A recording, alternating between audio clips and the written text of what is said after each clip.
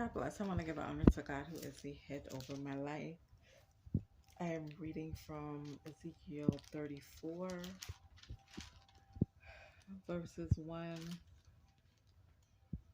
through 10. My subject is the Lord will be Israel's shepherd. The word of the Lord came to me, Son of man, prophesies against the shepherds of Israel. Prophesies and say to them, this is what the sovereign Lord says.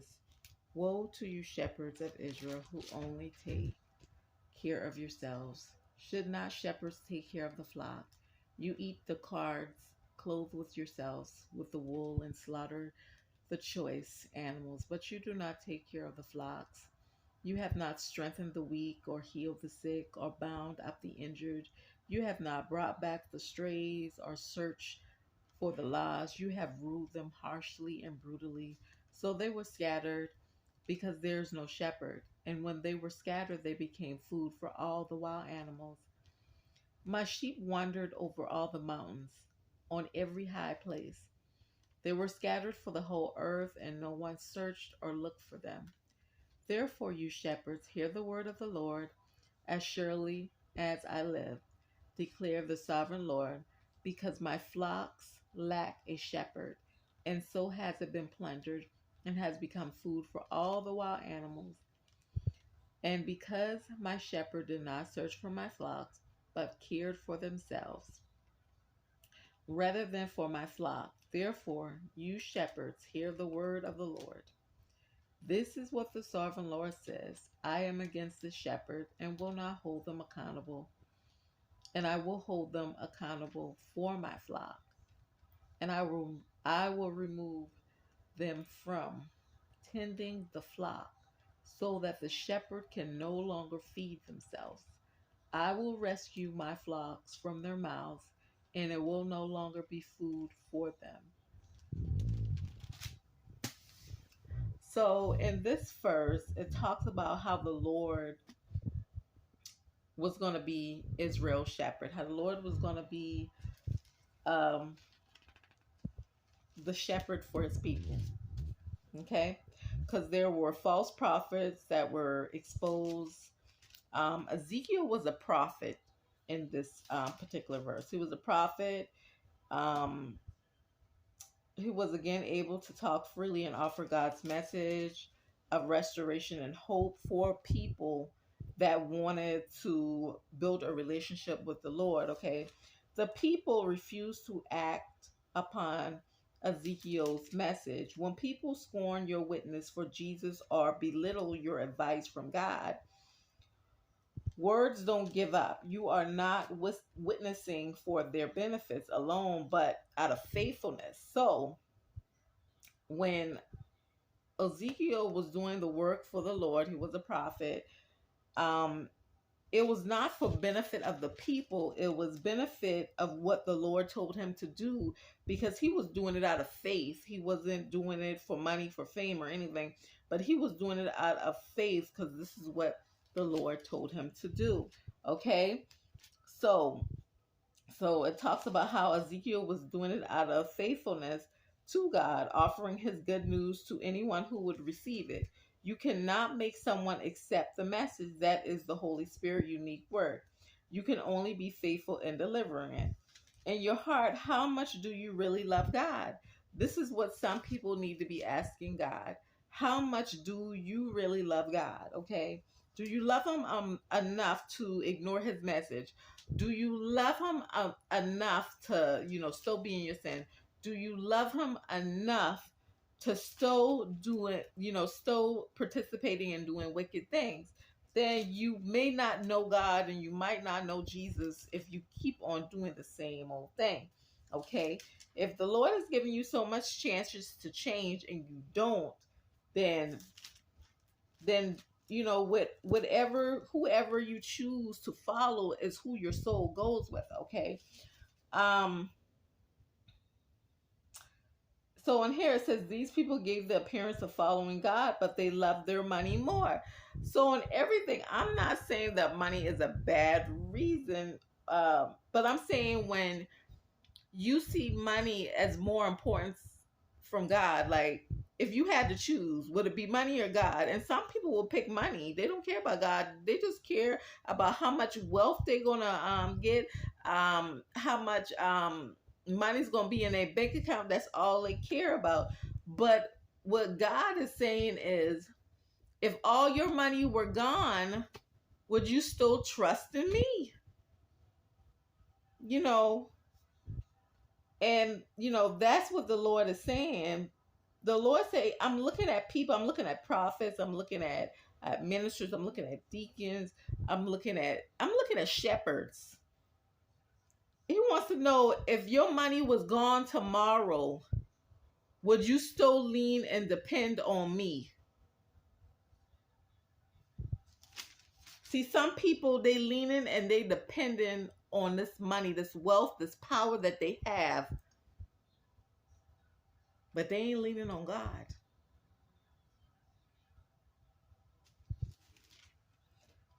See, what's going to happen is, since so much leaders are depending on power, money, and wealth, the Lord said, I'm going to take it away so that you can only lean on me. Because see, when your focus is only on gaining wealth and gaining power, the Lord said, the same power that I give you, I will take it away because of your disobedience to me, because of your disobedience, that all these flocks are being led astray. If I have to put you a step down, I'm going to put you a step down. If I have to take some money from you, I'm going to take the money from you. If I have to take the wealth from you, I'm going to take the wealth from you, because it's too many flocks going astray to the shepherds that I have anointed. And this is my second time going into the same reading, because the Lord is getting sick and tired of being sick and tired of shepherds leading his flocks astray. Many people today also they love their money more. They love their money more than they love God. Many people today also give the outward impression of being religious while remaining inwardly preoccupied with all the benefits of their wealth. Jesus warns that we cannot love God and money at the same time. The root of money is evil, okay? It's either you love God or you love money. You got to pick your poison. You got to pick which one is more important. Because without God, without praising God, without kneeling down on your knees, none of this would have been possible. So what a lot of people are forgetting is the wealth that you have gotten, it came from God. But God is saying, since I blessed all these shepherds and I anointed all these shepherds with what they have, they're concentrating on their wealth and they're forgetting about the true living God. And I'm not just talking about just bringing in sermons. I'm talking about building that relationship with God. I'm talking about praying among you and God. I'm talking about fasting. I'm talking about on Sabbath, you should only be preaching 6 days. The 7th day is Sabbath. A lot of preachers ain't doing that. They're not practicing Sabbath. All their practices is how to get rich, how to get money, how to get wealth. But they're not practicing what's in God's commandments. And some of these shepherds are losing their faith. They're losing their faith in themselves, and they're losing their faith in the flocks that are following them. When we don't have much, it's when we start accumulating wealth that it becomes difficult to avoid loving it. At one point, every shepherd lacked. They lacked money. But see, this is when shepherds, when they didn't have money, they were closer to God. When they didn't have money, they were praying. When they didn't have money, they were fasting. When they didn't have money, they were outside on the streets giving out pamphlets to come to church. See, these were the things. See, that when they lacked money, they were doing all these things. But once they came into once they came into wealth, everything stopped. It was more about getting money and less about saving souls. The people were coming to listen to Ezekiel to be entertained. They weren't interested in hearing a message from the Lord and then putting it into practice. Many people treat church as a form of entertainment. See, one thing you have to understand, that a temple is not supposed to be entertainment. It's either you coming into a house to worship or you ain't coming into the house at all, okay? Because people have made, and I'm not talking about unbelievers, I'm talking about members of churches, I'm talking about apostles, I'm talking about leaders, I'm talking about evangelists. They have made God's temple like it's an entertainment office. And it's supposed to be worshiping. In every church, you see a video camera in it. For what? Fame. For what? Wealth. And the Lord is saying, I want my temples to get back to worshiping. In every service you see a video camera. Are you doing it out of the kindness of your heart for the Lord to bring in souls? Or are you doing it because you want to gain wealth? Because you cannot serve two masters. Either you hate one and you love the other.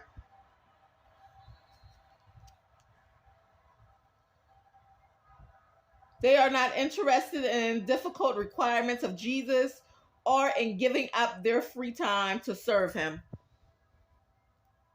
A lot of people, a lot of leaders or shepherds, prophets, evangelists, they're the only time you see them is when they have a sermon, when they're getting paid to do a sermon. But the Lord is saying that's not the only time you should even you shouldn't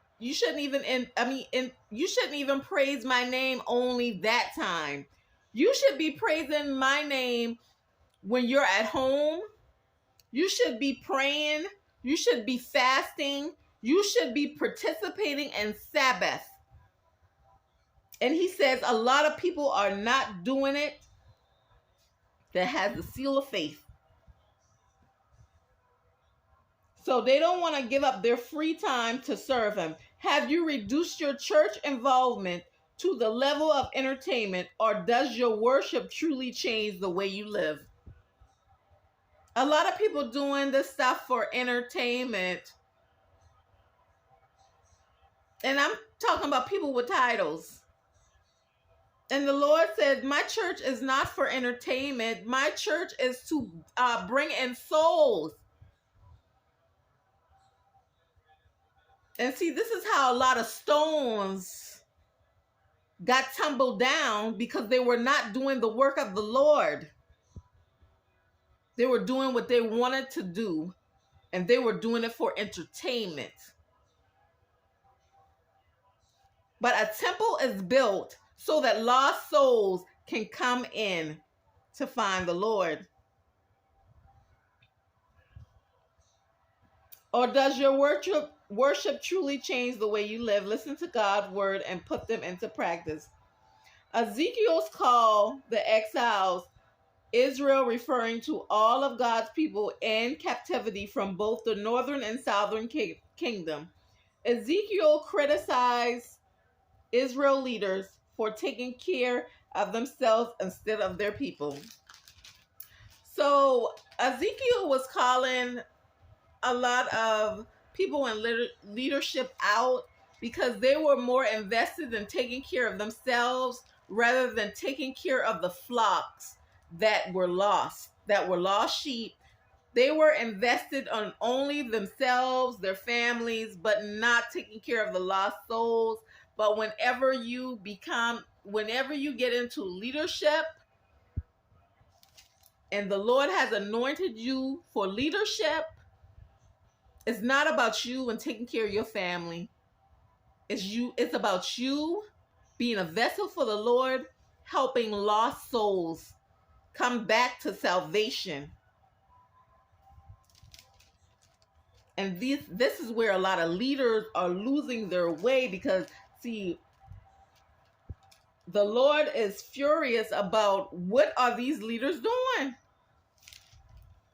Outline their sins and pronounce judgment upon them. Then he promised that a good, true shepherd, the Messiah, would come who would care for the people as the other leaders should have done. He told them that he would search his people and find them, bring them back home and feed them.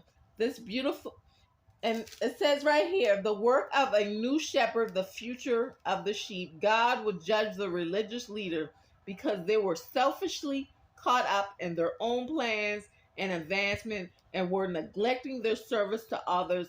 They ignored the sick, took no notice of those who wandered away, and used their power to take advantage of others and line their own pockets. Spiritual leaders must not pursue their own self-advancement at the expense of the people God gave to help. If you are leading others, don't spend so much time fulfilling your own needs and pursue your own leaders that you push God aside and abandon those who depend on you. God bless.